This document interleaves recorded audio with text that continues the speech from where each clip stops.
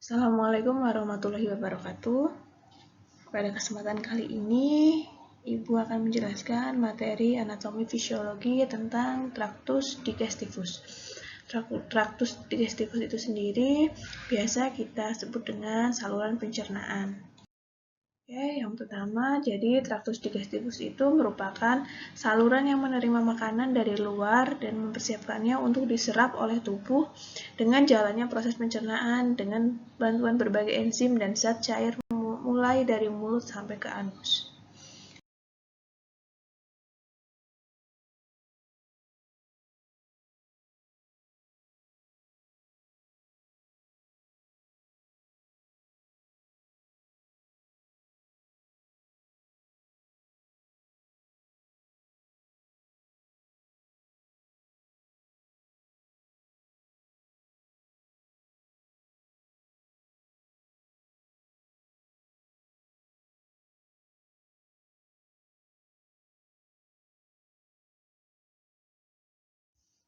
Baik, sebelum kita membahas lebih lanjut mengenai traktus digestivus, kita harus memahami terlebih dahulu pembagian regio dari organ abdomen, dari organ perut kita. Itu dibedakan menjadi dua, yaitu pembagian regio dalam bentuk kuadran, dan yang kedua dalam bentuk regio. Untuk yang bentuk kuadran, yaitu penentuan kuadran ini dilakukan dengan menarik garis horizontal dan vertikal melalui umbilikus. Kemudian untuk yang pembagian regio berdasarkan bentuk regio, penentuan regio ini dengan menarik dua garis sejajar dengan garis median dan garis transversal yang menghubungkan dua titik paling bawah dari arcus costae dan satu lagi yang menghubungkan kedua spina iliaca antero superior atau sering kita sebut dengan sias. Nah, ini tadi pembagian regio abdomen berdasarkan kuadrat dibagi menjadi 4.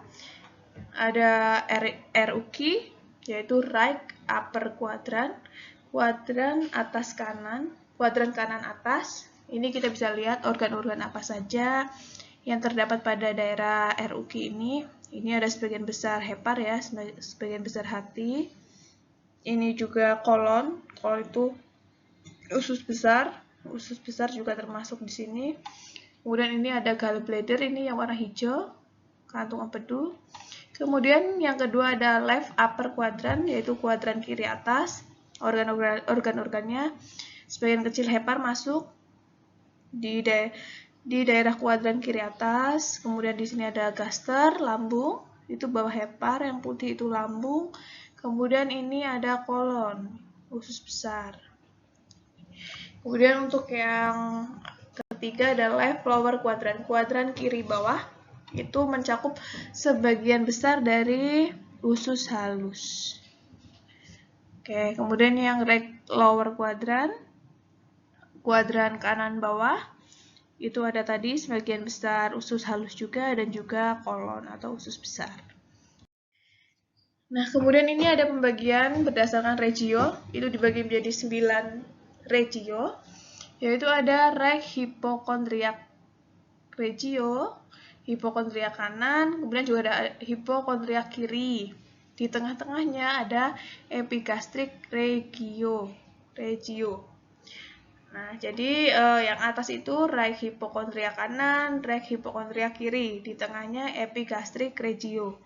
Kemudian yang di tengah ada right lumbar regio dan pastinya di sisi ini ada left lumbar regio. Di tengah-tengah dari lumbal regio itu ada umbilical regio. Kemudian yang paling bawah itu ada right iliac regio. Kemudian yang di sisi kiri left iliac regio dan yang di tengah hypogastric regio.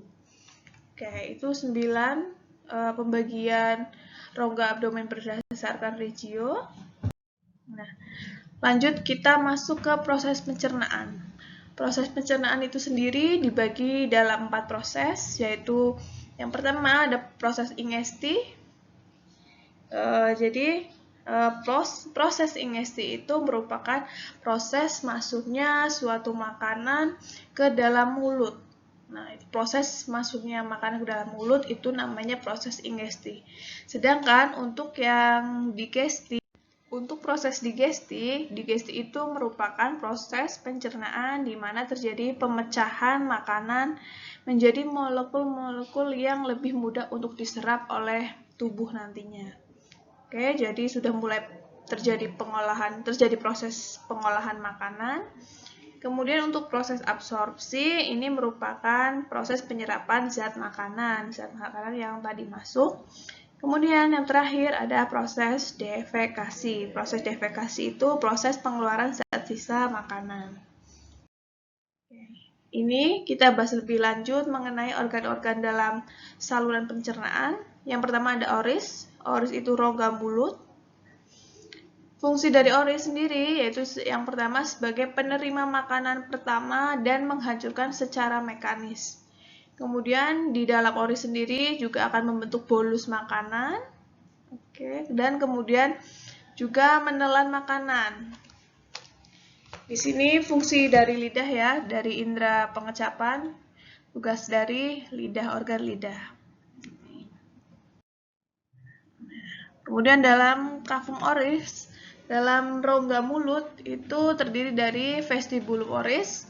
Vestibulum oris itu di antara gigi dan bibir kita.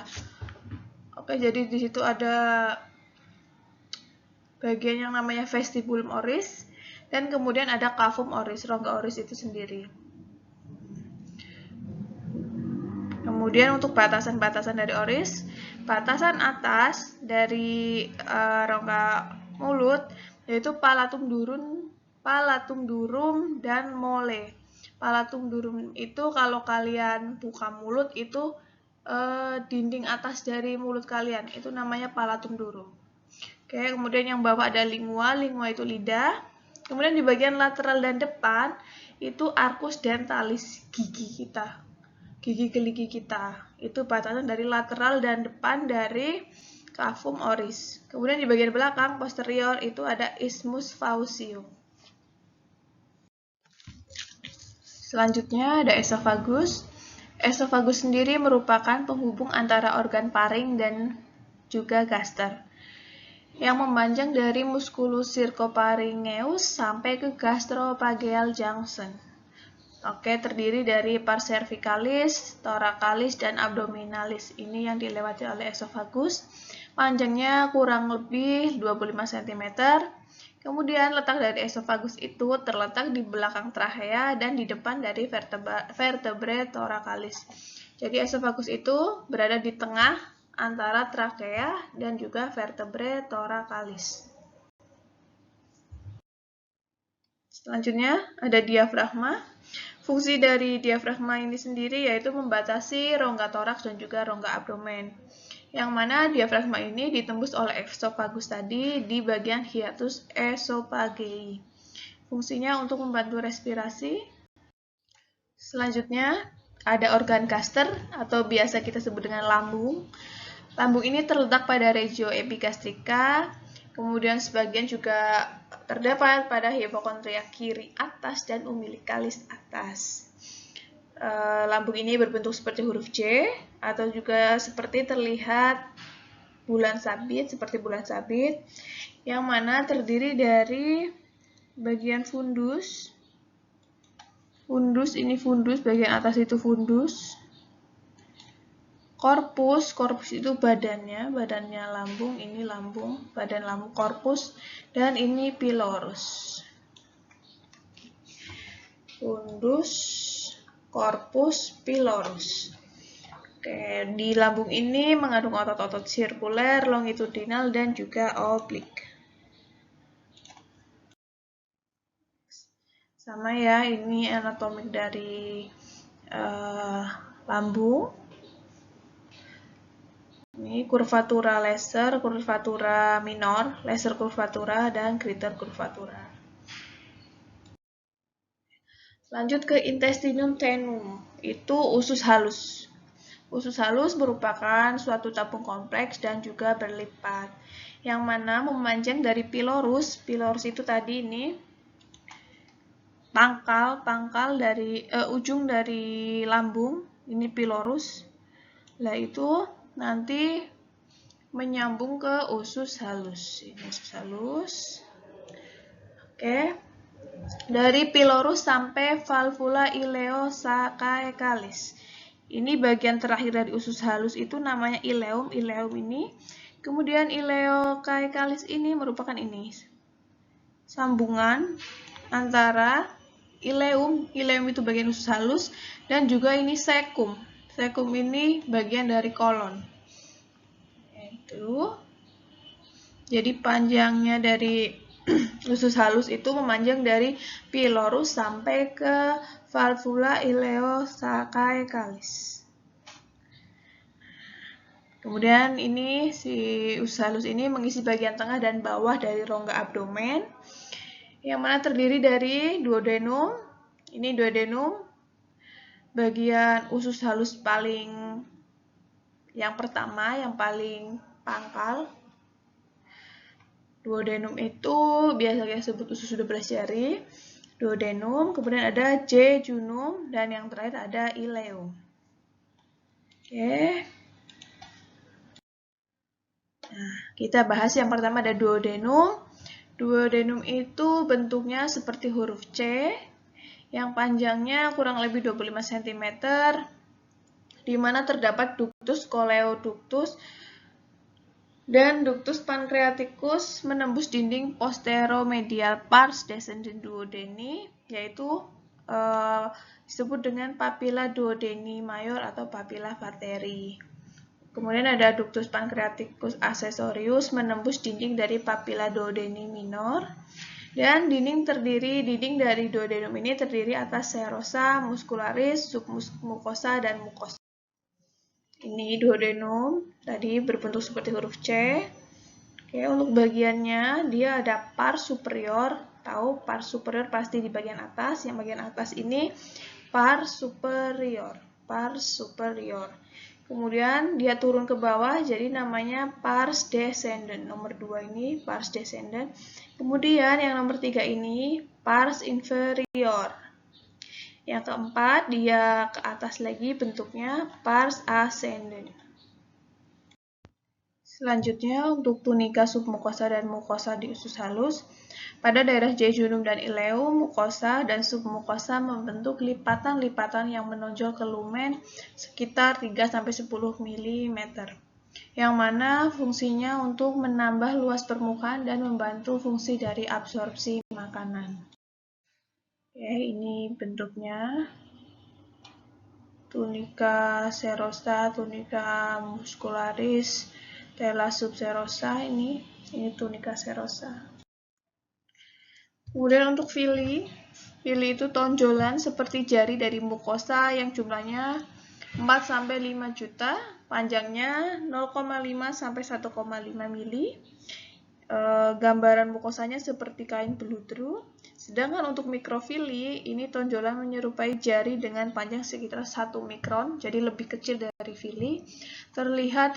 Bisa terlihat dengan mikroskop elektron. Ini villi, struktur dari villi. Lanjut setelah usus halus ada intestinum crassum atau kolon, atau biasa kita sebut dengan usus besar, yaitu sebuah tabung muskular yang berongga, panjangnya sekitar 5 kaki dari cecum sampai ke canalis analis.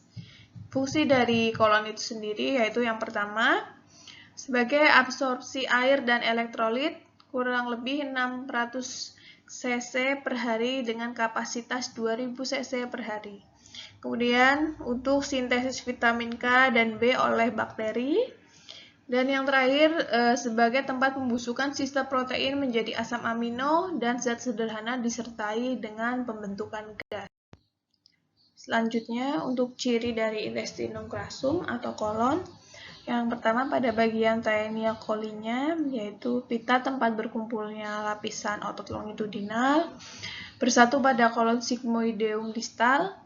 Oke, kolon bagian bawah, kolon bagian sigmoid. Kemudian taenia ini lebih pendek dari usus sehingga menyebabkan usus tertarik dan berkerut. Untuk haustranya, yaitu haustra itu kantong-kantong kecil yang terbentuk akibat usus yang tertarik dan berkerut. Untuk appendix epiplois, itu kantung kecil pada peritoneum yang berisi lemak yang melekat di sepanjang taenia. Selanjutnya ada bagian rektum. Rektum ini terletak dari ujung kolon sigmoid sampai dengan anus, bagian anus. Letaknya 1 inci distal canalis analis, di mana terdapat musculus sphincter ani externus dan internus dengan panjang 15 cm. Pada wanita itu terdapat yang namanya exavatio rectouterina atau sering disebut dengan cavum Douglas. Jadi cavum Douglas itu merupakan celah antara rahim, antara uterus dan si kolon sigmoid sebelum ke anus atau rektum. Jadi itu ada celah antara uterus dan juga kolon sigmoid. Sedangkan pada pria ada yang dinamakan exavatio rectovesicalis atau cavum retzius, yaitu merupakan ruang ekstraperitoneal yang terletak di bagian posterior simfisis pubis dan di bagian anterior dari kandung kemih yang dipisahkan dari dinding perut anterior oleh fascia transversalis dan meluas ke bagian umbilikus. Kemudian untuk lipatan peritoneum, yang pertama ada di daerah mesenterium, itu lipatan peritoneumnya berbentuk lebar seperti kipas yang menggantung seperti jejunum dan ileum dari dinding pos abdomen dan dilewati fase darah dan limfe yang mensuplai ke usus. Selanjutnya ada omentum. Omentum ini lapisan khusus dari daerah peritoneum, dibagi menjadi 2 yaitu omentum majus dan omentum minus. Untuk omentum majus itu lapisannya itu ganda peritoneum yang menggantung curvatura mayor lambung, kemudian berjalan turun di depan viscera abdomen. Oke, kemudian omentum ini mengandung lemak. Kemudian ada juga kelenjar limfe yang berfungsi sebagai proteksi terhadap infeksi. Sedangkan untuk omentum minus, itu lipatan peritoneum terbentang dari curvatura minor dari gaster, dari lambung, dan bagian atas duodenum. Oke. Untuk omentum minus ini menuju ke hati dan bentuknya ligamen hepatogastricum dan hepatoduodenal. Oke, baik. Sekian penjelasan Ibu mengenai tractus digestivus. Semoga bermanfaat. Untuk materi selanjutnya, kita akan membahas mengenai organ aksesoris dari saluran pencernaan. Sekian, terima kasih. Wassalamualaikum warahmatullahi wabarakatuh.